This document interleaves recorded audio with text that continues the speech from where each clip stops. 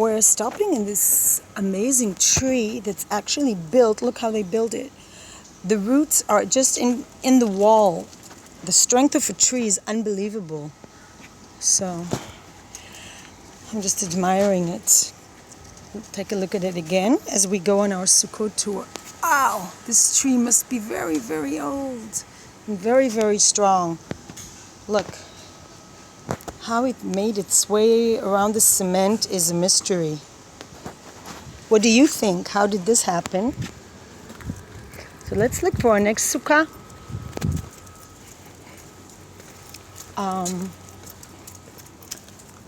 There are areas that have more Sukkot. It has to do with how traditional people are. And perhaps I should talk about what a sukkah is. I will give more information as we continue on our Sukkot tour. Sukkot is a holiday where people build these temporary dwellings, and there are certain guidelines. There must be an ability to sit beneath the sky. There shouldn't be something blocking the sky, and you have to put palm tree leaves, and then it has to be open. Religious people actually eat and sleep, have all their meals and sleep there. And it's to remember the voyage of the people of Israel, or the children of Israel, through the desert. And they slept in temporary dwellings on their path in the desert. So it's really nice to be in the desert at this time, to have like a desert sukkah. So far I don't see any sukkot. I am going to go to sukkah in a synagogue next to my house. And we'll see. So far I don't see any sukkot. So it's a very low-key holiday. It doesn't involve a lot of religious duties. There are certain religious artifacts. They're called the 4 types. One of them looks like a lemon. It's a etrog. One of them is long lulav. It's long. And you hold it in your hand, and then you hold in the other hand a lemon. And then there's leaves, arava. Etrog, lulav, hadas. אתרוג, לולב, רגע, אתרוג, לולב, הדס וערבה, 4, כן, 4. And usually the decorations of the sukkah reflect this, and you're supposed to invite the characters that are connected to Judaism, King David, Abraham. Like there's this Jewish, how would I say it? Jewish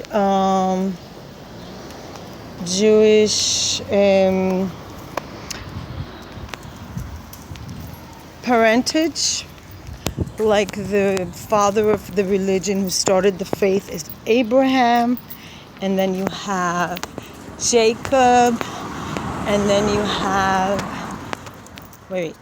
Abraham, Isaac, and Jacob. 3 fathers. You've got the mothers, but they're not mentioned. Yeah, that was a big Sarah, Rivka, Leah, Rachel. They're definitely mentioned in the prayers, but they're not mentioned in the sukkah.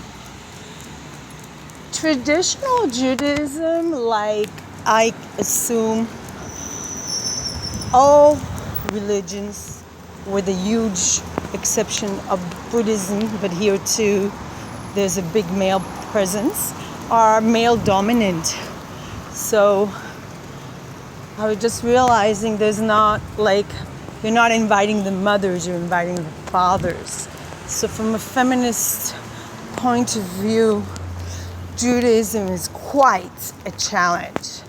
Now they say, Jewish women are so important. They are in charge of the education. However, and this is a big however, all the Jewish rituals, Sukkot for instance, the men go to the synagogue and they are carrying the religious artifacts. So there is a branch of Judaism which is very unaccepted by Orthodox Jews that does probably allow equality. But basically, in the synagogue, all the religious roles are designated for men. So you can see Israeli flags. Meanwhile, we have stopping to sniff every dog that's been here because we're on a dog Sukkot tour. So, oh, there's another interesting tree. Remember I told you about the trees? Also branching out from the roots are strong and they've been given space rather than cut down the tree. The botany here is just amazing. I like palm trees. They give a feeling of peace. Oh, there's a sukkah here. You see in this place? There for this is a place for kids. They have a sukkah. And then there's, let's see, we're going to the synagogue. Sukkah. Every synagogue should have a sukkah. And usually the idea of the sukkah is that anybody that wants to can have their meals there. This is the more lenient sort of, it's not a personal sukkah. There are personal sukkot, but in this urban area, mostly the sukkot are communal. Being because a sukkah has to be open, built under open space. And you have to, you can build it in a balcony only if that balcony doesn't have anything else above it. Which is, actually, I have a balcony like that. But I did not build a sukkah. I could do that if I wanted to. But I don't have an inclination to do so. In the future, I might choose to do that if I have guests and family that would want this. So far, that hasn't been the case. Anytime I could have done it. But it's a possibility. So let us see. What's Sukkot? If you go like Jerusalem, for instance, if we shall go during Sukkot to Jerusalem, you will see there are many, many Sukkots. The more religious the area, the more Sukkot you will see. The same thing has to do with the flag. For some reason, the more traditional population is, the more Israeli flags during Independence Day and so forth. And the less traditional population, the less flags you will see. I suppose this is true in every country. Patriotism is the choice of traditional people who don't think too much what nationalism means and just live it. Oh, I like this. So I'm looking to the bookstore here. Rise and Kill First, The Secret History of Israel's Targeted Assassinations. Wow, by Ronen Bergman. I don't know. You could just read the newspaper and you get the information. You've got Nicole Krauss, we spoke about, Forest Dark. Salman Rushdie has a book. And Opa. These are rare dogs, you see. These are the, what are they called again? This collie. These are shepherd, collie, shepherd dogs. Everything is closed, and there are a few cafes open because this is considered from last night. The holiday started, Jewish holiday started nighttime, the night before, and therefore Business is closed. Children have vacation and people too. Many people use this time to travel, to nature. We are urban animals, right? Yeah. So we don't do that. And we are looking for sukkah. So last night I passed by here. So there's a sukkah farm. They haven't finished doing it for some reason. There's a half-built sukkah that I don't know why they didn't. It says you're welcomed. It's half-built. It's very funny because I was talking to the rabbi and I was talking about organizing something. He said, "Oh, we're so busy doing Sukkot activity. Then why didn't you finish building the sukkah? How much time does it need?" You know, they're very busy, but this is half built. So this sukkah by Chabad gets from me, well, they did show up. They placed a table. No decorations, nothing. It gets from me 1 out of 10. Chabad North Tel Aviv gets 1 out of 10 for showing up. Because they say in life, showing up is also what is it? Showing up is also half of it. So, no Sukkot here. Some restaurants have small decorations. Give them a 1.2. It's not a sukkah, but they decorate it. This coffee shop that I actually haven't been to. It's expensive if you eat out all the time. But this place decorated with decorative, you never know if it's Pride Parade or Sukkot, rainbow colored decorations, traditional decorations. And we're almost at the sukkah. And meanwhile, we'll see, maybe we'll be pleasantly surprised. So far we've seen on this Sukkot tour 2 Sukkot. One of them, a beautiful communal Sukkot in a side street in North Tel Aviv. The other is Chabad Lubavitcher Sukkah that has not been built. Perhaps they are afraid people will take things. I have no idea, but Chabad Lubavitcher, North Tel Aviv, please improve. You can do better. Better luck next year.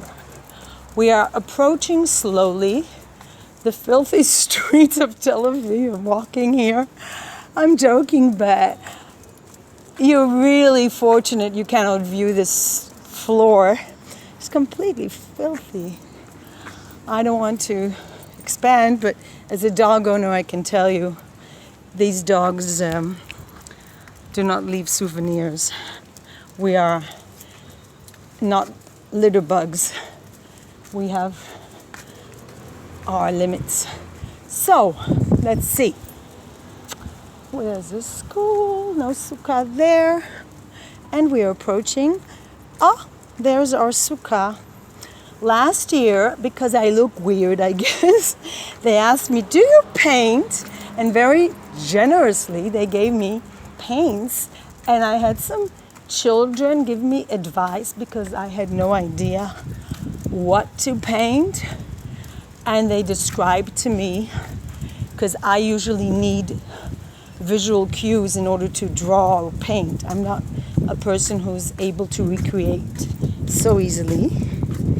I could, but I prefer to have all the details. And the children, I must say, the children of the assistant rabbi helped me a lot. And maybe this year I will add more details because this sukkah is quite creative. So this is the synagogue that gave me paint and said, "Go ahead." So I'm going to show it. There are people in there at the moment. Sukkah Tziburit. Well, I'm going to be biased here. Shalom. זה באנגלית. I'm doing a Sukkot tour.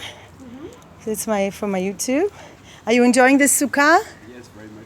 Thank you. Thank you. So, Chag Sameach. So I wanted to show the sukkah. It has contribution of different artists. This is the 4 types we talked about. Etrog. This is really nice. Do you like the paintings? Which painting do you like the most? To be honest, I focused on the food, but if you want me to focus on Yes? Well, let me tell you something about this painting. Yeah. I did it. Oh, Yes. It's the most nice one in the sukkah. Thank you so much. Yes, this is the 7 types. The 7 types of fruit. And I was helped by the children because I didn't know what they were, the 7 types. So, and we have here a nice saying somebody put. And I just want to show you the children drawing. Enjoy the food. Thank you. Yeah. And Hungry? right, very nice Sukkot. I love children drawing. Isn't this cute? Any messages to the world on Sukkot? Peace and love. Very nice.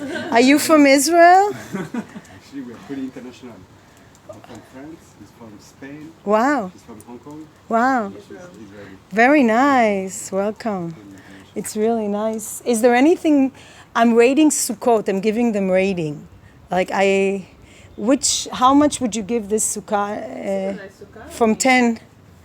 From how many points? 7 out of 10? And you? 8? So how much? It's like 7.5. So we'll give it an 8, especially so that way I don't have to be biased. It's this sukkah by Yakar synagogue gets 8 out of 10, and it's missing the palm leaves. So, but it has a lot of joy and it has people in it. The first sukkah here, so 8 out of 10. Chag Sameach. Bye, and the dog.